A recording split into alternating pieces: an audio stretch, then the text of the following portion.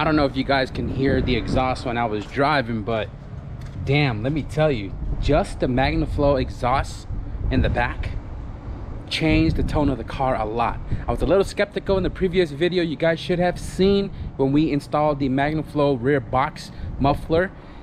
It was super loud at first, and now that I've driven 70 miles to REDZONERACE, if you guys don't remember this area here in the background, the car toned down a lot. We're going to be tuning this car today. Again, guys, don't expect a ton of numbers. I know people are saying K24s can make 1 billion horsepower, so on and so forth. I'm not shooting for the highest horsepower because this is going to be a track car and we're looking for more power band, but if we can put some good numbers down, I'll be happy with that as well too. I just want to remind you guys that this is a Junkyard K24a2 from a TSX. I rebuilt it with Nomis Industries, top to bottom, 0 miles. It literally has about 80 miles on the motor, and it just has your basic IHE, full 3-inch exhaust, intake, manifold, injectors, and a header. That's all it is. So it is on K-Pro. The drive here, aside from the crazy 1 hour sitting in traffic, that's why I'm late today, this thing drives freaking amazing. It's super stiff and it kind of hurts my back with the Recaro. The steering is really tight, the car is really firm. It doesn't have like a lot of like swaying or bouncing around like old bushing would give you the feeling of. And dude, I can feel that this motor wants to go.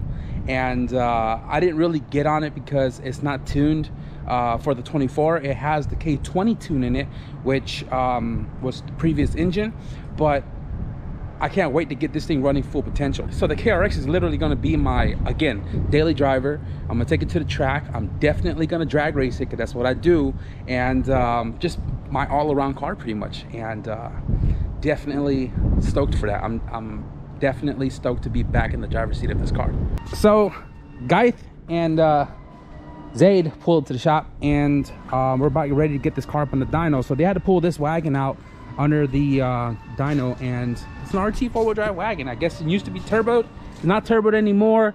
Really clean interior. You know, wagon owners, we always have the headliner getting a lot of cracks and scratches up here for some reason, but man, interior super clean. The body, I mean, very faded Rio red, but nonetheless still 4-wheel drive, still pretty clean. It's got a carbon hood on it.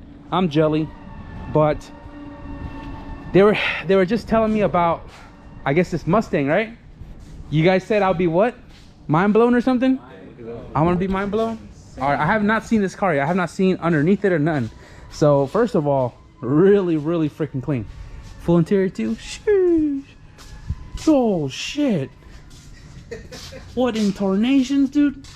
Whoa. What the f? Twin turbo Coyote. Yeah, dude. Bro, this thing is done in and out. Bro, the attention to detail in this thing is just insane. Dude, look at the damn engine bay. This is the first thing I saw was the twins, obviously, from that corner. And then as soon as I walked around, I realized, hold on, this is not your typical LS swap, right? Sure enough, Coyote. Yep. And it's got twin turb skis on it, dude. And this thing is literally, you just said it, attention to details, bro. Like, it is freaking, everything has been touched inside and out of this engine, dude. Very clean. My goodness. Wow. This ain't got numbers? No, it's gonna get dynoed this week, hopefully. This week? Well, I guess you guys don't have to stay tuned and figure out what this thing makes on a dyno, because golly. Dude, look at this thing, man. Talk about attention to details. Holy cow, dude. Holy cow, this thing had to been done stupid right, because I think it'd be very tough to try to work around everything in here. So do it once, do it right the first time, so you don't have to try to fix mistakes back there, because I most definitely ain't gonna fit my arms back there, because, you know what I'm saying, my arms are too damn big. But boy, this paint is so freaking clean. It's crazy. It's got some pearl in it too. Talk about attention to details, dude. Look at the back. CO2 activated boost controller. Sheesh, dude. It's for sale too, he told me.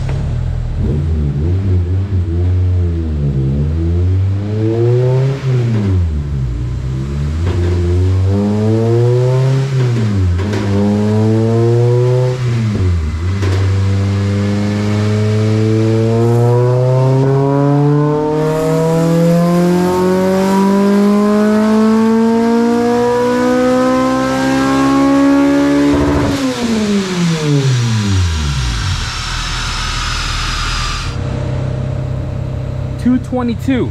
I thought they were just doing like drivability. I didn't know that they were already tuning the car.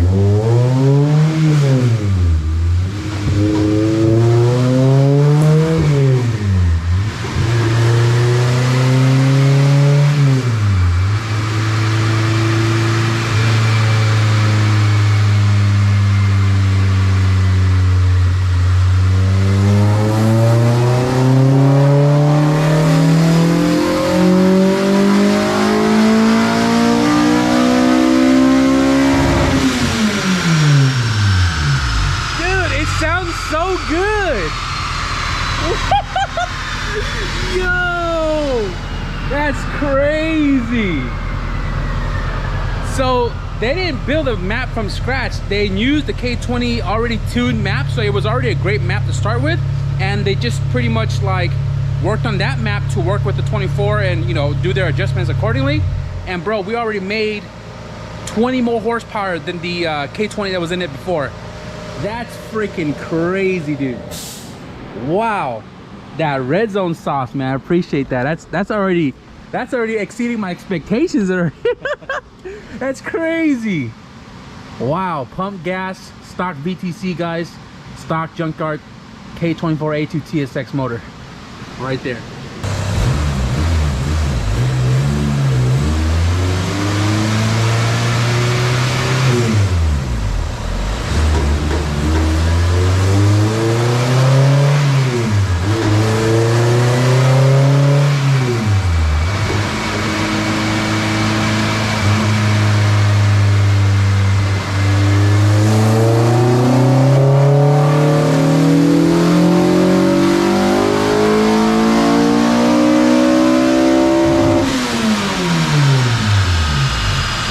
Yo, it is very quiet on the front half of the car, and the deepness comes out of the exhaust. Holy, ah damn, boy, ah damn. That oil pump looking good too. PSI, not too bad.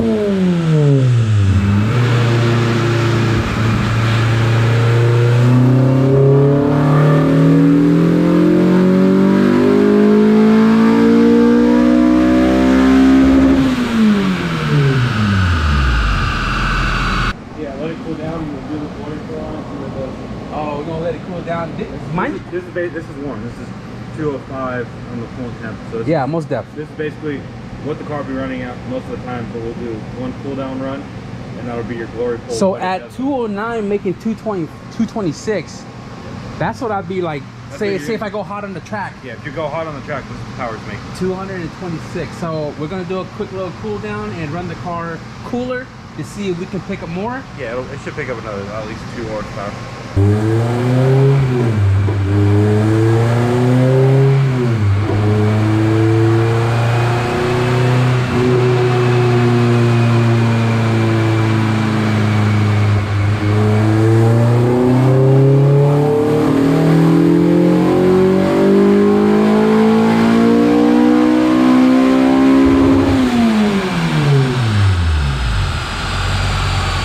Dude, consistently 226. Cold or warm, it does not matter. 226. I'm content. I'm very happy, man. I'm super stoked.